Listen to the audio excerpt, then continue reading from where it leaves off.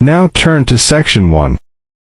You will hear a woman asking a shop assistant about DVD players. You now have 30 seconds to read questions 1 to 4.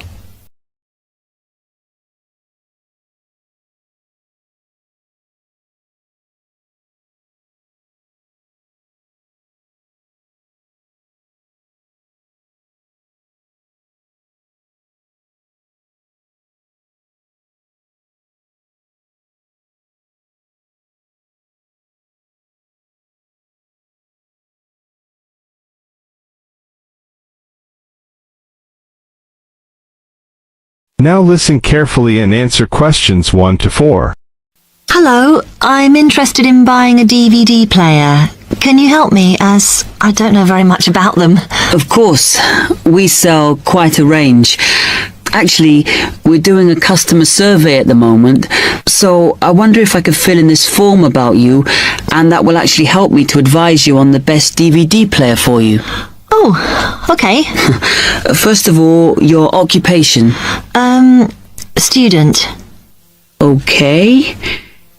Then, have you already got a DVD player? No, I've never had one before. Uh-huh. And how much do you think you want to spend on a player? I'm not sure, really, but I have got a budget. My friend said I should allow about £100, but I can't afford over £85, so that's what I'm working on. And do you watch DVDs very often? Depends what you mean by often. I don't know what the norm is. Is it about 2 a week? I suppose I watch 3 a month. That's enough for me. Yes. What sort of films do you like watching then? Action movies? Not really. My boyfriend always insists we watch science fiction movies, but I prefer thrillers. Something to get your teeth into. Okay, just one more. Do you watch other DVDs? Ones that are not films, like music or something? Not much, because I don't want to spend the money on something I can watch on TV, but I occasionally rent out comedy programs, and I fight with my boyfriend over all the sports DVDs he watches. You now have 30 seconds to read questions 5 to 10.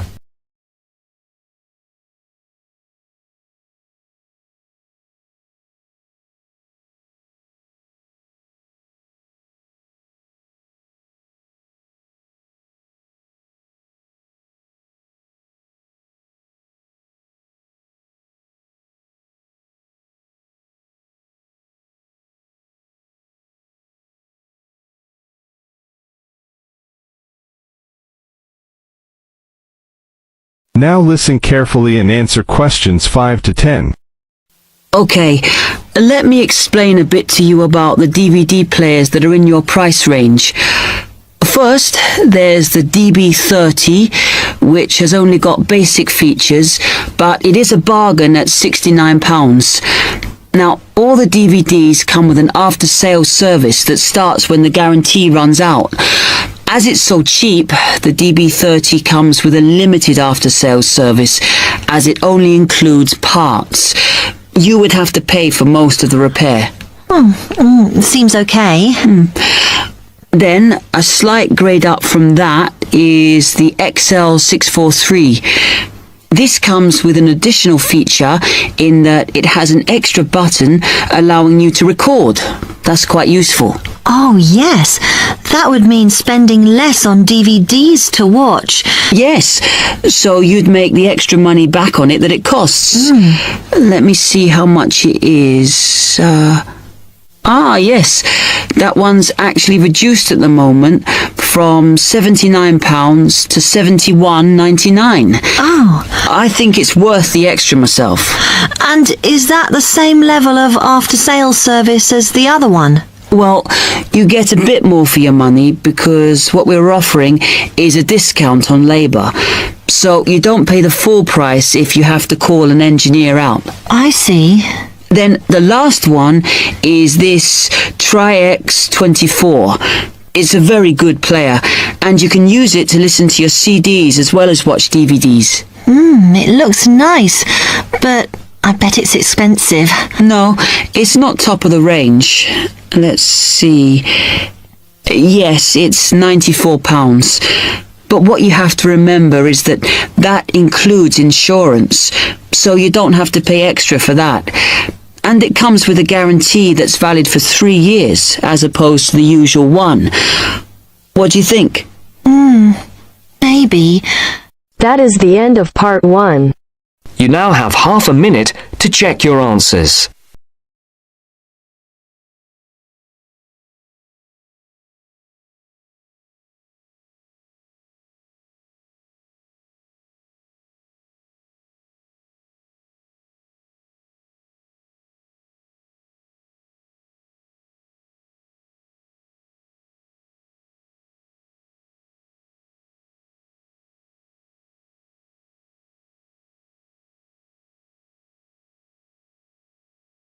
Now turns to part 2. Part 2. You are going to hear the director of the Leadership Council give his welcome address at a convention. First, you have some time to look at questions 11 to 15.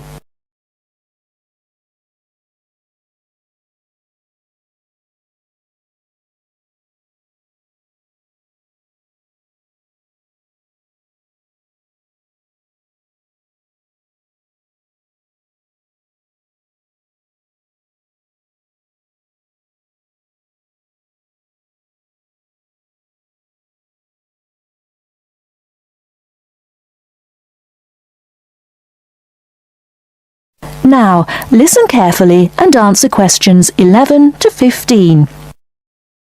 Ladies and gentlemen, can I have your attention, please? Please find your seats. Snacks will be available all day long. Thank you. Allow me to first introduce myself. I am Joe Steinke, Director of the Leadership Council. On behalf of the Organizing Committee for the 8th Annual Leadership Conference, I welcome you all to San Dimas, California, for a special session on postmodern solutions. We have people attending from as far away as Toronto, New York, and even the Bahamas. Frankly, I wish we had gone to you there. But we're very glad you're all here. Let me say further that this will be our largest conference yet. Registrations have far surpassed our expectations. For the first 3 days, we will be hosting more than 325 participants for lectures and workshops.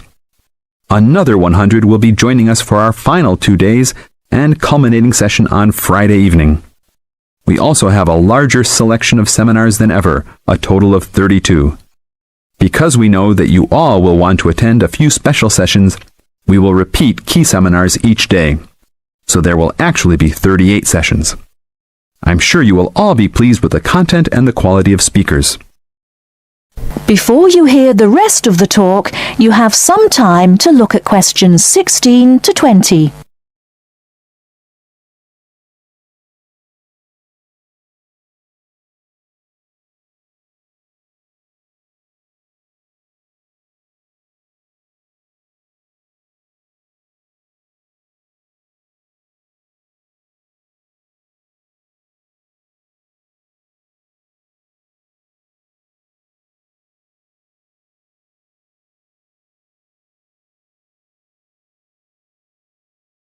Now listen and answer questions 16 to 20.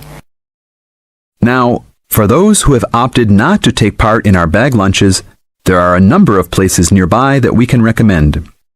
We are located here in the convention center just across the street from the Harford Shopping Mall, and the place we most recommend is Vital's, which is just west across Queen Street on the opposite corner. Please be careful crossing both streets, however, as we don't want to lose any participants. If you're not up to Vital's, you can also get some Italian food at the Olive Garden, which is further down Queen Street and east on Danning Avenue, across from the police station. They have a great minestrone soup and excellent breadsticks, all you can eat. On the other hand, if you want some good old American food, you can head to Fuddruckers for some big hamburgers or to the Cattle Company for some fat, juicy steak. Fuddruckers is next to the Olive Garden, but the cattle company is back closer to us in the opposite direction of Vital's. Just go east out of the convention center across King Street. It's on the same side as the convention center, so you just have one street to cross. Enjoy. But also, please make sure you are back for the afternoon sessions. These will always start at 1:30 p.m. That will give you an hour and a half for lunch each day. Sessions will be over each day at 5:30. Now, regarding the schedules we've printed out, there have been a couple of last-minute changes. The session titled New Leadership Strategies will no longer be held in Seminar Room 1, but in the main ballroom. This session has garnered much praise and is highly recommended to all, hence the change to a larger room. Another session has been canceled. That session was titled Leading by Serving, and it was scheduled for Daniel's room. The speaker for that session, Dr. Mark Green, had to return home for some urgent health situation. We wish the best to Dr. Green and that all is fine with his family. Finally, the session titled Using the Arts and Media has been changed to the second lounge room, Lounge 2. Please show up promptly for sessions and sit towards the front of each room so that all seats can be utilized. Also, turn off all pagers, beepers, and cell phones. Drinks and snacks will be provided outside each room, but please be careful at your tables. Enjoy the conference. That is the end of part 2. You now have half a minute to check your answers.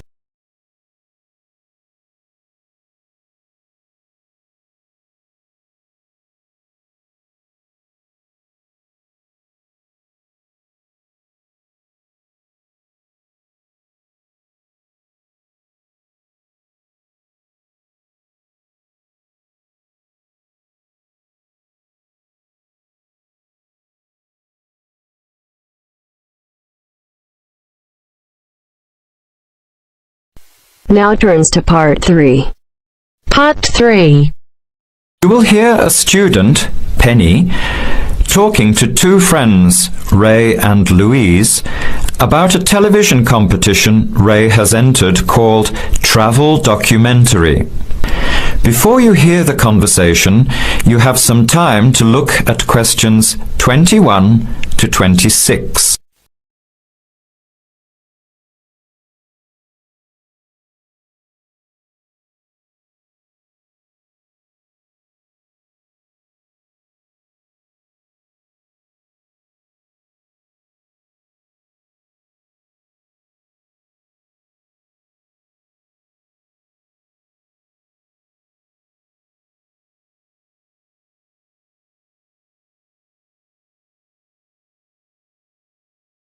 Now, listen carefully and answer questions 21 to 26. Hi, haven't seen you two in ages. What have you been up to? Hi Penny, Ray is really excited. He's just been shortlisted for Travel Documentary. He could be off travelling around the world for 3 months. Travel Documentary? What's that? You've never heard of it? Don't you watch TV? Well, actually, no, hardly ever. Especially since I've started working on my thesis. I don't have time to breathe, let alone watch TV. So what's this all about, Ray? Well, actually, it's a competition run by Public TV. It involves my two great loves, travel and filmmaking. Is it that program where people are sent around the world making documentary videos? I have heard of it. Fantastic! So you've been chosen? Not yet. I'm one of 34 selected for an interview next week, so I've made it through the first cut. Yeah, there were over 200 applicants from around the country. Pretty amazing, hey? Well, I've been lucky so far. What's the next stage? 13 are chosen from the interview to do a 4-week training course in documentary filmmaking. Then, the 8 finalists get sent off with a video camera to travel around the world. Sounds incredible. What's the catch? The catch is that every 2 weeks you have to send in a 10-minute video from a different part of the world. It's broadcast on TV along with the work of 3 of the other competitors and judged by a panel of experts and the TV audience. So you're under a lot of pressure. Wow, I guess so. You mean you're on television every 2 weeks? Yep, that's right. But first I have to be selected. Do you have to have any filmmaking experience to apply? Some background in photography or video making helps, but you're not supposed to be an expert. In fact, you can't apply if you've already worked in filmmaking. We all get the same 4-week course, so we start with the same skills. Can you go anywhere in the world you want? Each competitor makes up his or her own travel plans and has to get them approved. Before the conversation continues, you have some time to look at questions 27 to 30.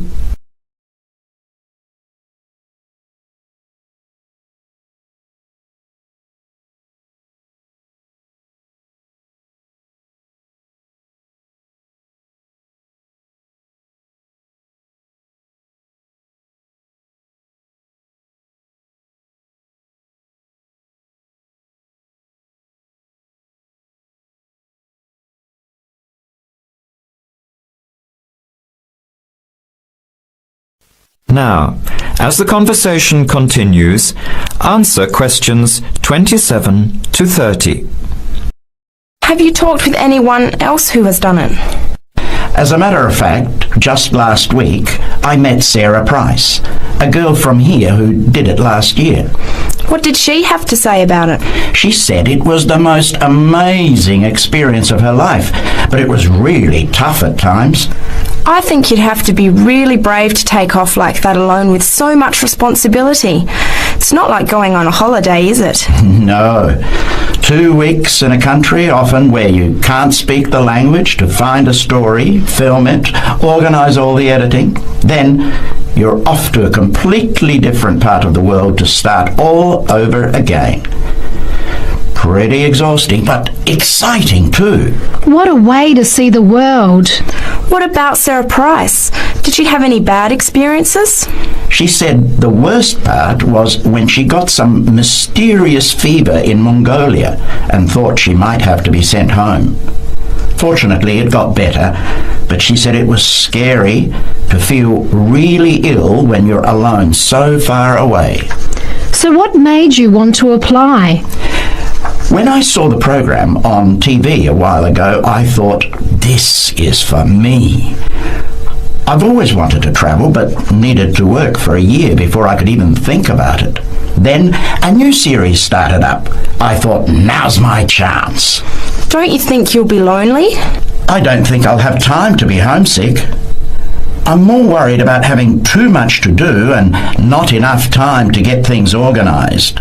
So we might be watching you on television in the next few months. I hope so, if I'm lucky. When will you know for sure?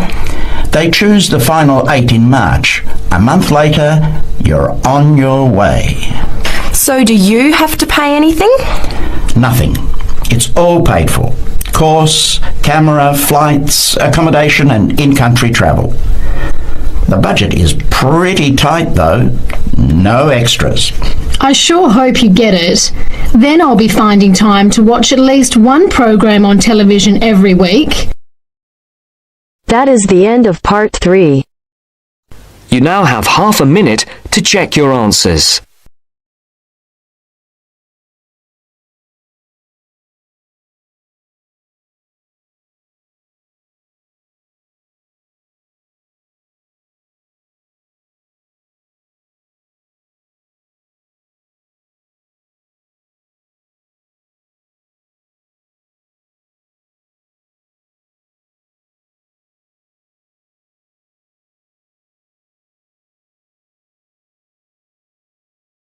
Now turns to part 4.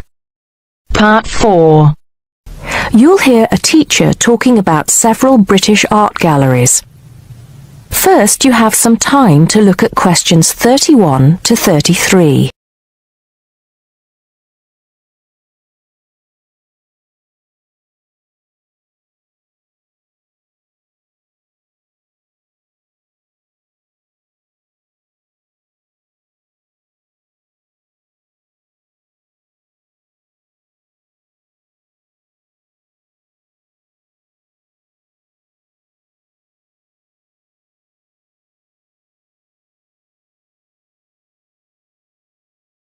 Now listen carefully and answer questions 31 to 33.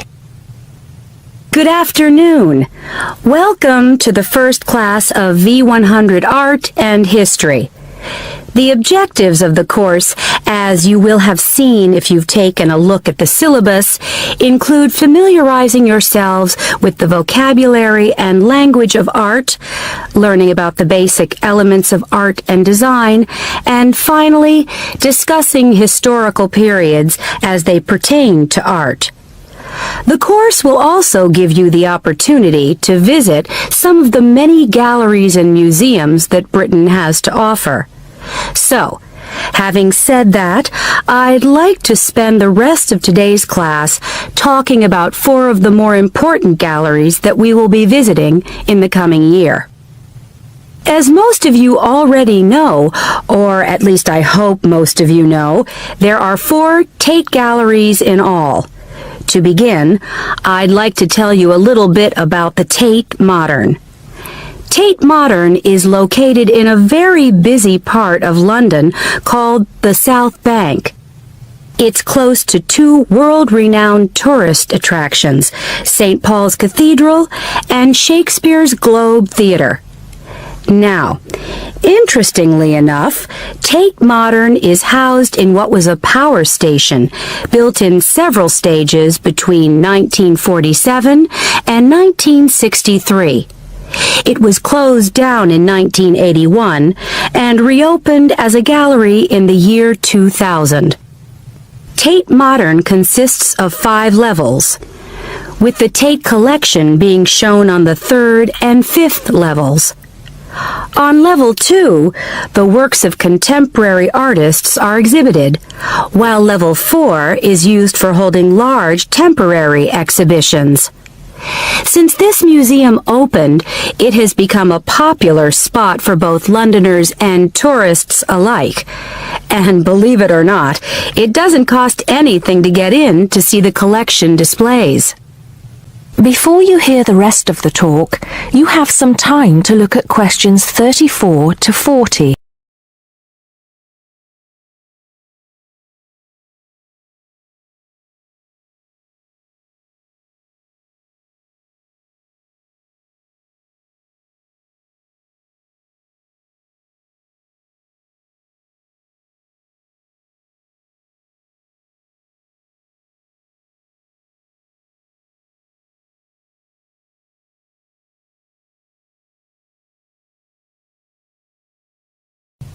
Now listen and answer questions 34 to 40. Now, the second gallery I'd like to talk about is Tate St. Ives, which is in Cornwall. It was built on the site of a gasworks, and it overlooks Porthmeor Beach. Tate St. Ives is housed in a 3-story building that was designed by the architects Evans and Shalliff. It was established in 1993, 7 years before Tate Modern was opened, and the gallery exhibits the works of modern British artists, including members of the St. Ives School, a group of artists living and working in the area from the 30s onwards. In later lectures, we'll be looking at the work of some of the artists who belong to that group and the ways in which they influenced each other. Okay, am I going too fast for any of you? No? Good. Next, I want to talk about Tate Britain, which is a gorgeous gallery situated right in the heart of Westminster. Tate Britain was the first of the 4 Tate galleries to open, and it was established in 1897. It was built on the site of an old prison, and when it first opened its doors, it was called the National Gallery of British Art. Later, it became known as the Tate Gallery, after the man who founded it, Sir Henry Tate. During its lifetime, Tate Britain has been damaged twice, once by floodwaters from the River Thames, and once by bombings during World War II. This gallery has an interesting range of exhibitions of historic and modern art from 1500 up to the present day. Now, the last gallery I'd like to tell you about is called Tate Liverpool. It's not hard to figure out where this gallery is located, is it? It was opened in 1988 to exhibit displays from the Tate collection, and it also has a program of temporary exhibitions. Tate Liverpool is housed in what was once a warehouse, and for some years it was one of the biggest galleries of modern and contemporary art in the UK. Well, that's a brief overview of just a few of the galleries we'll be visiting. I'd like now to look in a little more detail at what you can expect to see in each of these galleries, starting with Tate Britain. That is the end of part 4. You now have half a minute to check your answers.